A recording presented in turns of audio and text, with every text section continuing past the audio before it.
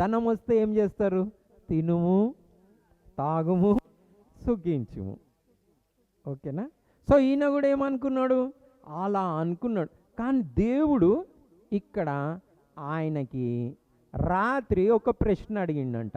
ఏం ప్రశ్న అడిగిండు? ఏం ప్రశ్న అడిగిండు తెలుసా మీకు? ఏం ప్రశ్న అడిగిండో తెలుసా? ఈరోజు వెర్రివాడా అన్నాడు అతన్ని. ఫులిష్, వెర్రివాడా, ఈరోజు నువ్వు చనిపోతే నువ్వు సంపాదించిందంతా ఎవరిది అవుతుంది, ఏమవుతుంది అని అడిగిండు. ఏమడిగిండు? ఈరోజు నువ్వు చనిపోతే నువ్వు సంపాదించిందంతా ఎవరిది అవుతుంది అని అడిగిండు. ఎవరిది అవుతుంది చనిపోయిన తర్వాత? ఏమవుతుంది? మీదవుతుందా?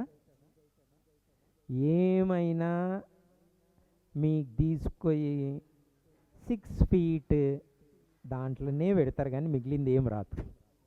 నేను తీసుకుపోయి ఎంలో పెడతారు 6 feet గోతిలో, అంత పొడుగుంటే నువ్వు వేసి 3 feet లోపటి తోవి పెడతారు. ఇంకేం చేస్తారు? ధనం ఏమవుతుంది?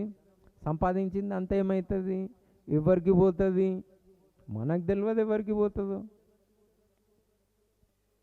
మరి ఎవరికి అవుతుంది అని అడిగాడు. సో ఎందుకు చెప్పాడు యేసుక్రీస్తు ప్రభు? లోపత్వంకి చోటు ఇవ్వకండి, మరి మరి ఒక కలమి విస్తరించుట వాని జీవం నాకు మూలం కాదు అని అంటే, నువ్వు ఈరోజు చనిపోతే నువ్వు సంపాదించిన ధనం అంతా ఏమైపోతుంది? వేస్ట్ అయిపోతుంది. పరలోకానికి పోగలుగుతావా ధనంతో? పోలేవు. మంచితనం వస్తుందా? రాదు. కాబట్టి లోభత్వం అనేది డేంజరస్.